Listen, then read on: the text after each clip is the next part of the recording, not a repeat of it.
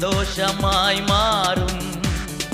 உங்கள் கவலைகள் கண்ணீர் எல்லாம் மறைந்துவிடும்.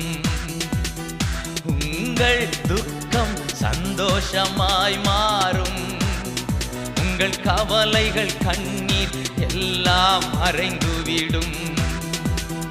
கலங்காதே மகனே, கலங்காதே மகளே, கலங்காதே மகனே, கலங்காதே மகளே.